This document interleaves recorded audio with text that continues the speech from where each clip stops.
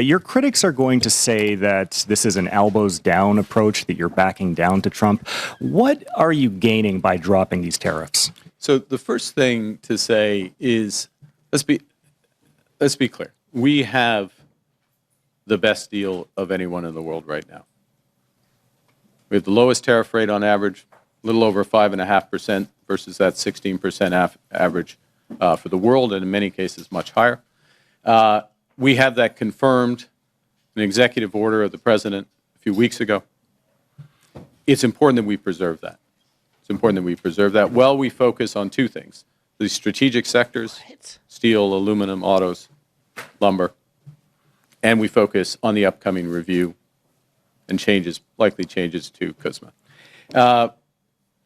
So we are matching something the Americans have done here first. Okay? And it's very significant. It's unique. We get the benefit.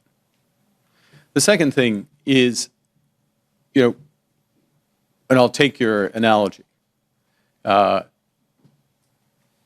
I have played some hockey over the years. And there is a time in a game, in a big game, and this is a big game, when you go hard in the corners, your elbows up. The time in a game where you drop the gloves in the first period and you send a message. And we've done that pretty uniquely in the world. We happen to have the best deal with the Americans right now. I'd know. But there's also a time in a game where you want the puck, you want a stick handle, you want to pass, you want to put the puck in the net. And we're moving later into the game, and we're at that time in the game. And that's where the engagement is. Thank you. What shit is he smoking? Good morning, or good afternoon now, Prime Minister. You've dumped the digital services tax. You haven't responded to additional increases in tariffs from the Americans, and now you're removing counter-tariffs here with no changes from the U.S. side in terms of how things are going. Why do you think appeasing Donald Trump in this trade war will work for Canada? Well, the first thing is we're matching what the United States has done, what the President has done. We have the best deal of any country with the United States right now. 85% of our trade is tariff-free. We are taking this step, which doesn't include the strategic sectors, but matches what they have done. It's in the spirit of CUSMA, our free trade agreement with the U.S. and Mexico, and it gives a good foundation to build on that. That's the first point. The second is that the President and I had a long conversation yesterday, and we see the opportunity to build on where our relationship already is. There's a host of areas for investment in both our economies, a host of areas on the security side that we can build on, and we intend to advance those discussions as rapidly as possible. So the foundation is very strong. The opportunity is great, and we want to focus on those opportunities both. And I want to emphasize this. I know it's a little complex, but there is a review of CUSMA coming, that free trade agreement. It's due to happen in the spring. Preparation should start now. We're starting our preparations. We're updating our preparations. I'm sure the other parties will soon as well.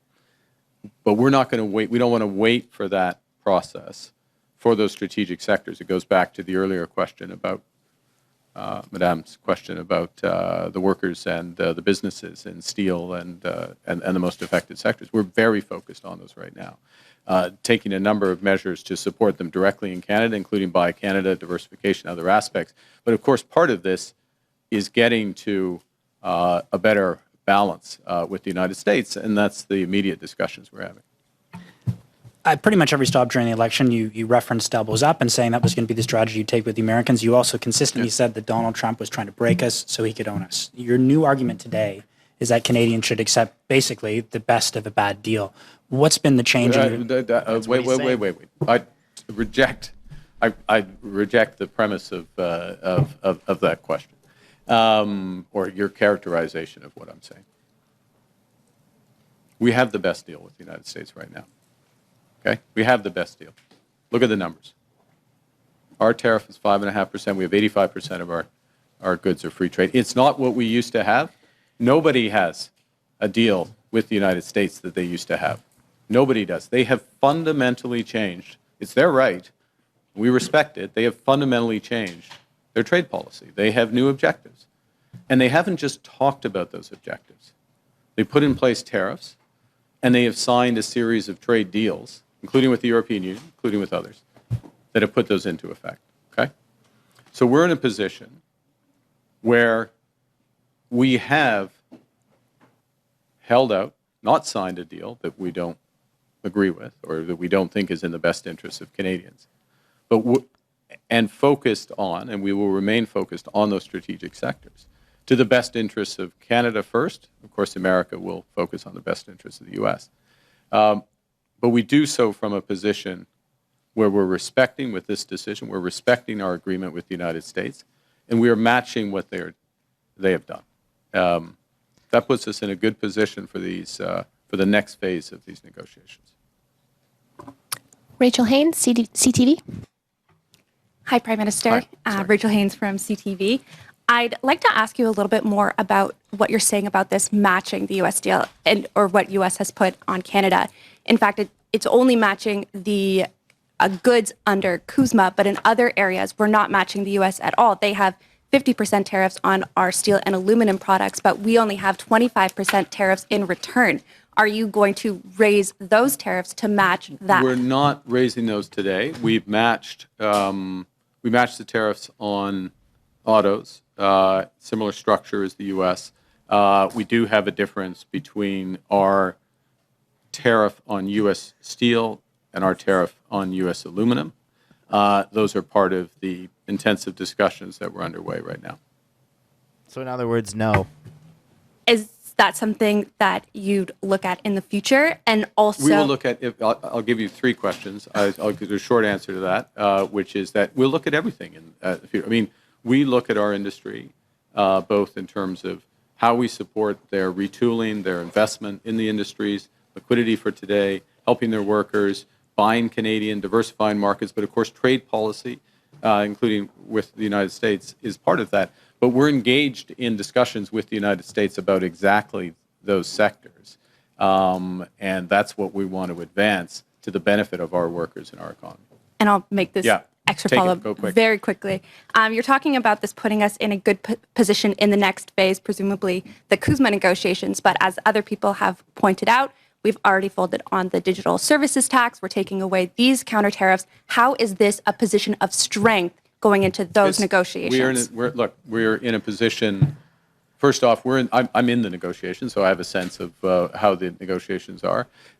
This puts us, and directly the conversation the President and I had yesterday, is that we'll be following up in short order, he and I, on the progress on our discussions. So the teams are engaged, they're re-engaging on this. This helps accelerate that. Look, but it's a negotiation. But there's no guarantees in these things.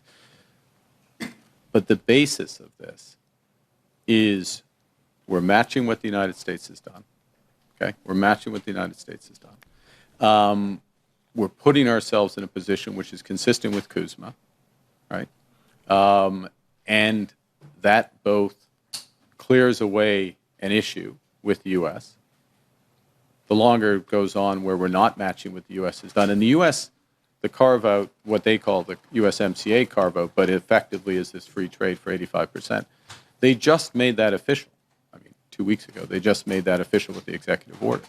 So we're responding to that. It's obviously, in our judgment, the right thing to do so we can focus in on those strategic sectors exclusively and also be consistent with CUSMA, where there is going to be, CUSMA in a very different trade environment is going to look different.